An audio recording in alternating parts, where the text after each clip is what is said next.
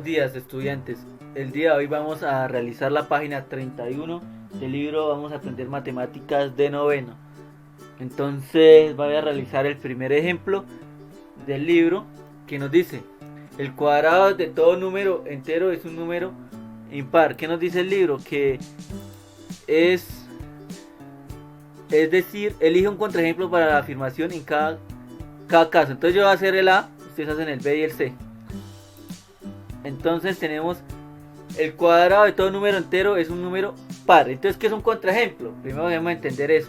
Un contraejemplo es un argumento que se utiliza para refutar algo que está diciendo. El cuadrado de un número entero es un número par. El cuadrado de un número entero, entonces 2 a la 2, el cuadrado de un número par es un número par. No está contradiciendo. Este sí se vendría siendo el que dice 3, que es un número impar, al cuadrado es un número impar. Entonces 3 es un número entero elevado al cuadrado y sigue dando un número impar. Este es un número par elevado al cuadrado, un número par. Entonces el único que refuta sería este. Entonces ustedes deben encerrar cuál es el ejemplo, el contraejemplo indicado. Vemos el punto A del segundo punto. Dice que para efectos del taller es el punto número 6. Entonces el 6, el A del 6 nos dice propone un contraejemplo para cada afirmación. Entonces antes nos daban los 3 contraejemplos, ahora nosotros tenemos que proponerlo. Dice: si dos triángulos rectángulos tienen un lado agudo correspondiente congruente, entonces son congruentes. Entonces acá debemos hacer lo siguiente, dar esta definición: si uno de sus ángulos de un ángulo rectángulo es congruente a un ángulo agudo de otro triángulo rectángulo, entonces por la semejanza de ángulo a ángulo, de semejanza de ángulo a ángulo, o sea, un criterio de semejanza que hemos visto anteriormente, los triángulos son similares. Entonces, ¿qué nos está diciendo? Tenemos en la figura el ángulo M, que vendría siendo este, y el ángulo Y, que vendría siendo este de acá. Ya que ambos son rectos, entonces obviamente son congruentes. Significa que son congruentes. Tenemos igual y una lineecita arriba, una lineecita de esta forma, ¿no? Y ahora nos dice que el triángulo LMN, o sea, este triángulo, es semejante, porque no tiene, le faltaría acá para que fuera congruente. Entonces, ¿qué significa? Este contraejemplo es el perfecto indicado. ¿Por qué? Porque no son congruentes. Si tienen los dos triángulos rectángulo, un ángulo agudo correspondiente congruente, entonces son congruentes, no, son semejantes. Entonces no es lo mismo semejante a congruente, entonces acá tendremos el contraejemplo claramente especificado. Ahora, si dos triángulos tienen dos pares de lados congruentes, entonces son semejantes. Entonces acá tenemos el contraejemplo previsto. Entonces tenemos que acá este lado mide 5, este lado también mide 5, este lado mide 4.47, este lado también mide 4.47.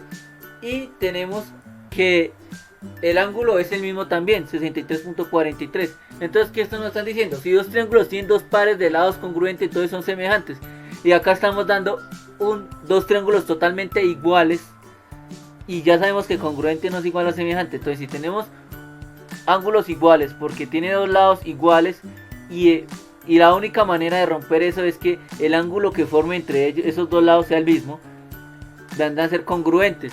Entonces nos están pidiendo ángulos semejantes. Entonces ya tenemos el contraejemplo perfecto para demostrar que si dos triángulos tienen dos pares de lados congruentes, entonces son semejantes. No, también pueden ser congruentes, también pueden ser iguales. Y ahora por la parte C, dos rectángulos que tengan igual perímetro tienen la misma área. Entonces acá vamos a ver este escrito. Ustedes dibujan los rectángulos, simplemente les voy a explicar por qué. Un rectángulo puede ser de 8 de largo y 4 de ancho. Su perímetro sería 4 por 2 más 4 por 2 sería igual a 24. Un perímetro, su área sería 4 por 8 sería 32. Ahora dibujamos otro rectángulo, sería 10 de su largo y 2 de ancho. Su perímetro sería de 24 como el anterior, pero el área ya sería diferente. Entonces Dibujamos los dos rectángulos acá con esas características. Yo ya le estoy dando las indicaciones para el contraejemplo. Y aparte de todo número real es racional. Todo número real es racional. Y pues vemos que no. Tenemos también números irracionales. Por ejemplo, contraejemplos. Raíz de 2. Raíz de 2, raíz de 3, que son irracionales. Tenemos el número pi, que es irracional. Tenemos el número e. Tenemos... Bueno, en fin. No me acuerdo más de números irracionales. Raíz de 5. Tenemos múltiples, entonces ahí vendría... Escoger uno de esos contraejemplos que son números irracionales para hacer el ejercicio. Todos los triángulos rectángulos son congruentes. Todos los triángulos rectángulos son iguales. No. ¿Qué es un triángulo rectángulo? Que tiene un ángulo recto. Si yo dibujo este, pero lo duplico de tamaño, que es un ángulo recto que acá mide 90 grados. Mire, tenemos que no son congruentes. Podemos hacer escuadras. Ustedes ven escuadras que tienen un ángulo recto. Una escuadra de 60, por ejemplo. Vemos que tienen diferentes tamaños. Si fuera así, todas las escuadras tendrían el mismo tamaño. Y pues, por ende, sabemos que no es así. Si quieren darnos contraejemplos, digamos a este triángulo rectángulo, saca el doble, el triple. O sea, simplemente este va a caber dentro de este. Entonces, obviamente, no va a ser congruente. Y listo, hemos terminado. Pues la evaluación de aprendizaje, pues la dejo a ustedes. Obviamente viene el trabajo. Y entonces yo ya les expliqué los dos anteriores puntos. Muchas gracias y sigan así de juiciosos.